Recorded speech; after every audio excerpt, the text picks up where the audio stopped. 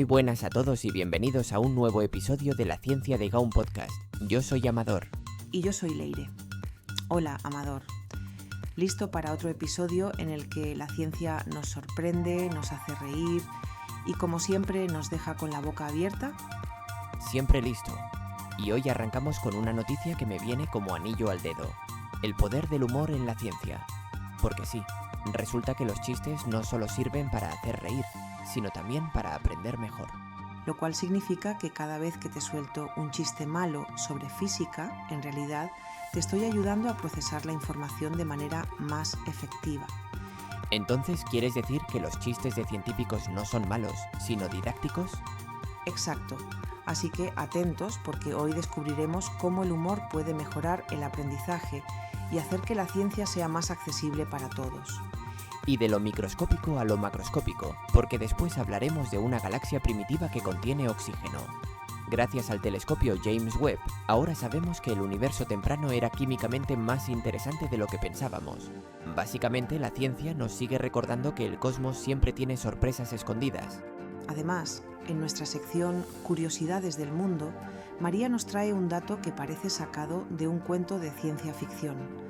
A veces nieva en el desierto del Sáhara, sí, el lugar más cálido del planeta, con nieve. Explicaciones científicas, por favor. Y como siempre, cerramos con la sección favorita de los amantes de los errores históricos. Aprendamos de nuestros errores, donde Julio nos hablará de un fallo épico. Resulta que Lord Kelvin, uno de los físicos más respetados, calculó que la Tierra tenía solo unos 20 millones de años. Un error monumental, pero que también nos enseña cómo la ciencia evoluciona y se corrige a sí misma. Y aquí va la gran lección del día. La ciencia es divertida, sorprendente y sobre todo un proceso en constante cambio. No importa cuántas veces se equivoque, lo importante es que sigue buscando la verdad. A diferencia de ciertos tertulianos que cuando se equivocan, digamos que prefieren aferrarse a su error antes que aceptar la evidencia. Así que si quieres aprender, reír y sorprenderte con la ciencia, este episodio es para ti. ¡Empezamos!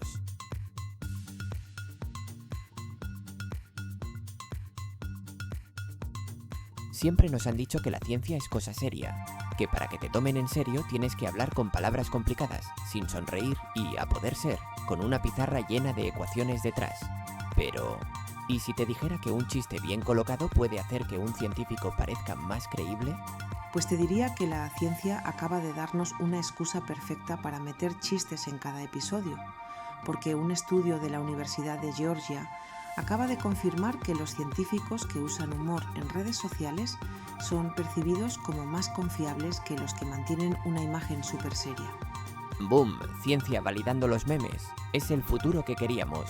Pero espera, siempre nos han enseñado que la seriedad es sinónimo de credibilidad.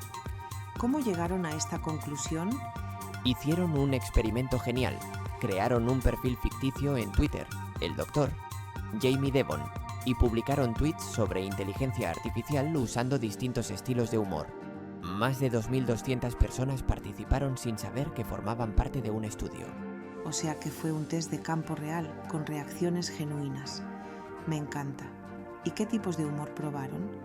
3. Sátira suave. Antropomorfización. Darle características humanas a cosas no humanas, tipo, mi rumba está triste. Y una combinación de ambas. También había un grupo de control que solo publicaba datos, sin bromas. O sea, un Twitter científico sin memes. La versión más triste del experimento. Totalmente. Y lo que encontraron es que el humor bien usado hacía que la gente percibiera al científico como más simpático, lo que aumentaba la confianza en la información que compartía. Pero supongo que habrá un límite, ¿no? Porque una cosa es meter un chiste inteligente y otra convertir la ciencia en un stand-up de monólogos. Exacto. La sátira agresiva, por ejemplo, puede ser contraproducente. Si te pasas de sarcástico, en vez de atraer a la gente, los pones a la defensiva. El humor tiene que ser equilibrado y adaptado al contexto. Esto me hace pensar en todos esos científicos que están arrasando en TikTok y YouTube con vídeos entretenidos sobre ciencia. Parece que están haciendo lo correcto sin saber que un estudio lo respaldaba. Exacto. Y lo mejor es que el estudio también sugiere que en el futuro podríamos ver talleres de comunicación científica donde se enseñe a usar el humor como herramienta. Imagínate una clase de divulgación científica con ejercicios tipo explica la relatividad con un chiste. Me apunto ya. Oye, pues no es ninguna locura. Si el humor mejora la retención de información y la percepción de credibilidad, tiene sentido que los científicos aprendan a usarlo de manera efectiva. Aunque aquí hay algo importante, el humor es muy cultural. Lo que es gracioso en un país puede no serlo en otro. ¿El estudio dijo algo sobre eso? Sí, de hecho lo señalaron como una limitación. Aún falta investigar cómo varía el impacto del humor en diferentes culturas, porque lo que nos hace reír en un idioma puede no tener el mismo efecto en otro. Pero lo que sí es seguro es que estamos viendo un cambio en cómo se comunica la ciencia. Atrás quedó la idea del científico inalcanzable que solo habla en papers incomprensibles. Definitivamente. Este estudio demuestra que cuando la ciencia se presenta de manera accesible y entretenida, el interés del público crece y la información se retiene mejor. Y eso también podría inspirar a la próxima generación de científicos, porque si ven que la ciencia puede ser divertida, quizá se animen más a estudiarla. Totalmente. Al final, lo importante es que la información llegue y que la gente confíe en la ciencia. Y si un chiste bien hecho ayuda, ¿por qué no usarlo? Así que ya saben, si alguna vez dudan de meter un chiste en una presentación científica, recuerden que la ciencia dice que está bien. Y si alguien les dice que la ciencia tiene que ser aburrida, mándenle este estudio. Porque ahora es oficial, la ciencia con humor entra mejor. Y por fin me podré despedir como se despiden los químicos. ¿Cómo se despiden los químicos? Ha sido un placer.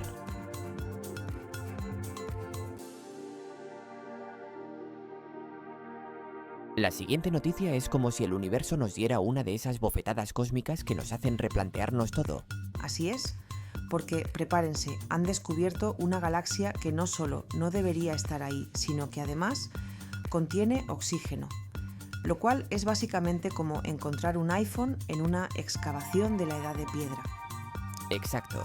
Y todo esto gracias al telescopio espacial James Webb, que sigue demostrando que el universo es mucho más extraño y fascinante de lo que pensábamos. Han detectado la galaxia más lejana jamás observada, Hades Ges 14-0. Para ponerlo en perspectiva, la luz de esta galaxia ha estado viajando durante más de 13.400 millones de años hasta llegar a nosotros. Estamos viendo esta galaxia tal como era cuando el universo tenía apenas el 2% de su edad actual. Es decir, el universo era un bebé cósmico, y esta galaxia ya estaba ahí, haciendo cosas que, según nuestros modelos, no deberían haber sido posibles. Y aquí viene la bomba. Encontraron una cantidad significativa de oxígeno en esta galaxia, algo que, en teoría, no tenía por qué estar allí tan temprano en la historia del cosmos. Para los que se pregunten qué tiene de raro esto, el oxígeno no es un elemento primordial del universo. No se creó en el Big Bang, como el hidrógeno y el helio. Para que haya oxígeno, primero tienen que existir estrellas grandes, vivir sus vidas, explotar en supernovas y esparcir esos elementos al espacio. Y aquí está el problema. Todo esto tuvo que suceder en menos de 300 millones de años después del Big Bang, que en escalas cósmicas es prácticamente un abrir y cerrar de ojos. Es como si en la prehistoria alguien de repente construyera un rascacielos con ascensores y wifi. Y no estamos hablando de un poquito de oxígeno, no. Según los datos del instrumento MIRI del Webb, al menos un tercio de la luz detectada en la longitud de onda de 7,7 micrómetros proviene de oxígeno ionizado, lo cual indica que esta galaxia tuvo una actividad estelar brutal en un tiempo récord. Y encima, Hades GSZ14-0 no es una galaxia pequeña y modesta. Tiene una masa equivalente a 500 millones de soles. Kevin Heinlein, uno de los investigadores, lo dijo claro. No es solo un punto de luz perdido en la inmensidad, es una galaxia de tamaño considerable. Y aquí viene lo que más me gusta. Si encontramos una galaxia como esta en una porción diminuta del cielo, significa que debe haber muchas más por ahí. O sea, que lo que creíamos que era raro en realidad podría ser bastante común. Es como si hubiéramos encontrado un diamante en la playa y nos diéramos cuenta de que toda la arena está llena de ellos. Y esto plantea preguntas enormes. ¿Cómo se formaron estrellas tan rápido? ¿Existió algún proceso desconocido que aceleró la evolución de estas galaxias primitivas? Porque si esto es posible, significa que el universo era mucho más dinámico y caótico de lo que imaginábamos. George Rick, otro de los investigadores, lo dijo claro. Es un ciclo muy complicado para obtener tanto oxígeno en una galaxia como esta. Es realmente asombroso. Y lo mejor es que esto es solo el comienzo. El web apenas está calentando motores y ya nos está mostrando que nuestras teorías sobre el universo primitivo necesitan una revisión urgente. Es impresionante cómo cada vez que miramos más lejos nos damos cuenta de que sabemos menos de lo que creíamos. Totalmente.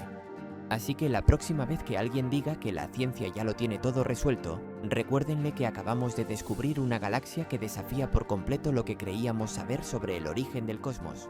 Y con esa reflexión cerramos esta noticia. Pero no se vayan, porque ahora vienen nuestros colaboradores con sus secciones.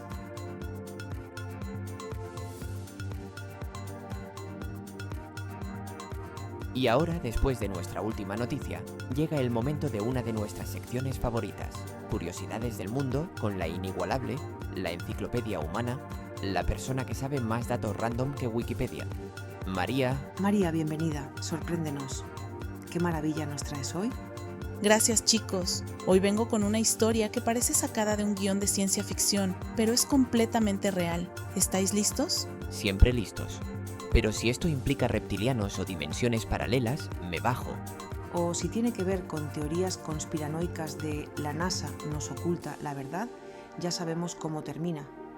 Tranquilos, esto es 100% ciencia real. ¿Os imagináis un lugar tan caluroso y seco que se asocia con dunas interminables, camellos y temperaturas abrasadoras? Pero de repente, ¿un día se despierta cubierto de nieve? ¿Me estás diciendo que nieva en el desierto del Sáhara? Porque si es así, alguien debería revisar las reglas del universo. Eso es como ver a un pingüino tomando el sol en la playa. Exacto. Y aunque parezca imposible, ha ocurrido varias veces en la historia. En 1979 se registró la primera gran nevada en el Sáhara y desde entonces ha vuelto a ocurrir en varias ocasiones, la última en 2022. Pero, espera, ¿cómo es posible que en uno de los lugares más calurosos del mundo caiga nieve? ¿No se supone que ahí solo deberían existir tormentas de arena y temperaturas infernales? Gran pregunta. Y aquí es donde la ciencia nos da una respuesta fascinante. Aunque el Sáhara es conocido por su calor extremo, también es un desierto con una oscilación térmica brutal.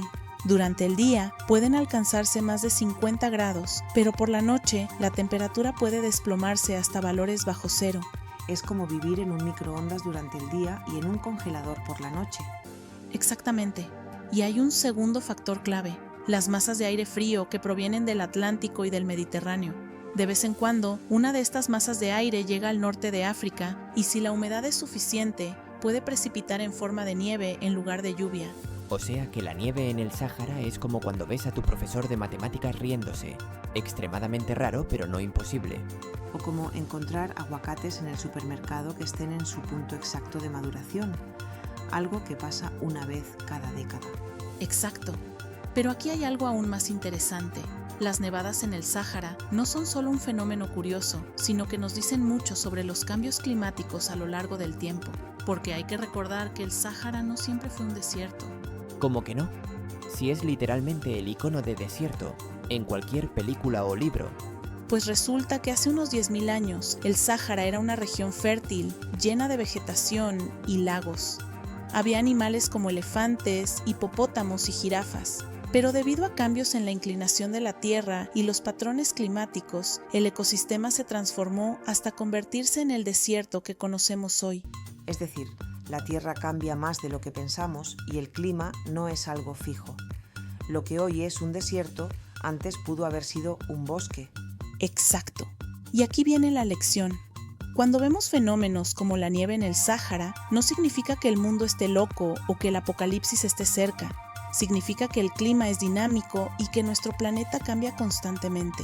La diferencia es que ahora, con la influencia del ser humano, esos cambios están ocurriendo más rápido de lo que deberían. Así que en lugar de gritar, es el fin del mundo, Mejor preguntémonos qué está pasando con el clima y cómo podemos estudiarlo con ciencia real en lugar de conspiraciones de Internet. Exacto. Y con eso cerramos la sección de curiosidades del mundo. Así que ya sabéis, si un día os dicen que ha nevado en el Sáhara, no es magia, no es brujería, no es que el mundo está al revés.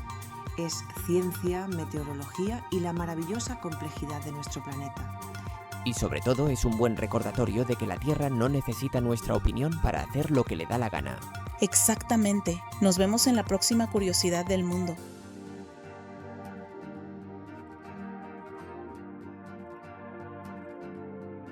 Me ha encantado la sección de María sobre la nieve en el Sáhara.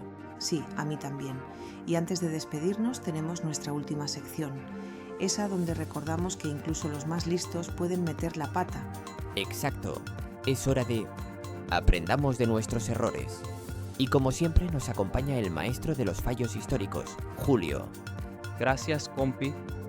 Hoy traigo un error tan grande que literalmente redujo la edad de la Tierra en miles de millones de años. ¡Ay no! ¿Qué pasó? ¿Se equivocaron con las velitas del pastel geológico? Algo así. Hoy hablamos de Lord Kelvin, un genio de la física, pero que, cuando intentó calcular la edad de la Tierra, bueno, digamos que la ciencia le tenía preparada una buena lección. A ver, Lord Kelvin, ese nombre impone respeto. ¿No es el de la escala de temperatura? El mismo, un tipo brillante, contribuyó a la termodinámica, la electricidad, la ingeniería, pero cuando intentó estimar cuántos años tenía la Tierra, le salió un cálculo más falso que un billete de 3 euros. A ver, ¿qué dijo exactamente? Pues en el siglo XIX, Lord Kelvin aplicó sus conocimientos en termodinámica para calcular la edad de la Tierra. Su idea era simple: si la Tierra comenzó como una bola de fuego fundido, entonces debía haberse estado enfriando con el tiempo. Bueno, suena lógico. Sí, y haciendo sus cálculos, concluyó que la Tierra tenía entre 20 y 100 millones de años. ¿Solo? Solo. Y se quedó convencido de que su número era correcto. Es más, despreció por completo las ideas de los geólogos, que decían que la Tierra debía ser muchísimo más antigua. Vale, y en este punto, nadie le dijo: oye, Kelvin, ¿esto suena un poco raro? Oh sí, pero recuerda que Kelvin era una autoridad científica. Y cuando alguien con su reputación dice algo, la gente tiende a aceptarlo sin cuestionar mucho. Clásico. Es como cuando alguien te explica mal un dato pero lo dice con tanta seguridad que dudas de ti mismo. Exacto. Pero aquí viene el problema. En su cálculo, Kelvin asumió que la Tierra se enfriaba de forma constante y que no había ninguna fuente extra de calor. Déjame adivinar. ¿Había una fuente extra de calor? Bingo, no tenía ni idea de la radiactividad. Oh, claro. En ese momento ni siquiera sabían que los elementos radiactivos pueden generar calor durante miles de millones de años. Exactamente. Décadas después, Marie Curie y otros científicos descubrieron la radiactividad y en 1903 Ernest Rutherford se dio cuenta de que este calor extra venía del interior de la Tierra. O sea que la Tierra no se estaba enfriando tan rápido como Kelvin pensaba. Exacto. Y cuando finalmente se combinó la radiactividad con la datación radiométrica, nos dimos cuenta de que la Tierra tiene en realidad unos 4.540 millones de años. O sea, Lord Kelvin se equivocó por más de 4.400 millones de años. Básicamente, lo que es una cifra tan grande que ni los que venden cursos de criptomonedas prometen rendimientos así. Ja. Vale, pero en su defensa no podía saberlo, ¿no? Correcto. No es que fuera un mal científico, simplemente le faltaba información. Y aquí viene la lección. La ciencia avanza porque siempre hay nuevas cosas que aprender. O sea, en otras palabras, incluso si un genio de la termodinámica te dice algo con total seguridad, igual hay que seguir preguntando y experimentando. Exacto. La ciencia no es cuestión de autoridad, sino de prueba. Kelvin no tenía toda la información y cuando la ciencia descubrió algo nuevo, su teoría quedó obsoleta. Esto me recuerda a cuando la gente dice, la ciencia ya lo sabe todo. Exacto, la ciencia nunca está terminada. Lo que sabemos hoy podría cambiar mañana con un nuevo descubrimiento. Así que la próxima vez que alguien diga que la ciencia está cerrada sobre un tema, recuerden a Lord Kelvin. Y con eso cerramos la sección de hoy. Gracias, Julio, por traernos este recordatorio de que incluso los más grandes pueden cometer errores y que la ciencia, tarde o temprano, los corrige. Nos vemos en el próximo episodio y recuerden, duden, pregunten y nunca den nada por sentado. Nos escuchamos pronto y que la radiactividad, la ciencia, los acompañe.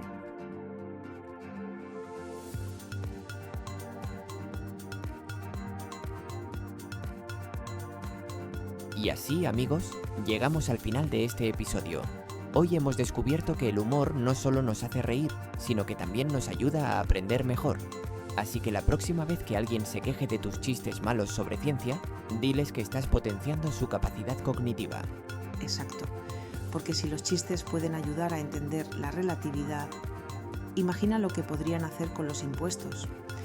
Pero bueno, también hablamos de algo aún más grande. El descubrimiento de oxígeno en una galaxia primitiva, lo que nos dice que el universo temprano era mucho más complejo de lo que creíamos. Lo que demuestra que la ciencia no deja de sorprendernos. Y hablando de sorpresas, resulta que a veces nieva en el desierto del Sáhara. Si eso no te hace replantearte lo impredecible que es la naturaleza, no sé qué lo hará. Tal cual. Y para cerrar, en nuestra sección Aprendamos de nuestros errores, Julio nos recordó que incluso los grandes genios como Lord Kelvin pueden meter la pata. Su estimación de la edad de la Tierra estuvo muy pero muy lejos de la realidad. Y aquí va la gran enseñanza de hoy. La ciencia no es estática, evoluciona y se corrige a sí misma. Cuando alguien dice esto es así porque sí, desconfía. La ciencia no se basa en opiniones, sino en pruebas.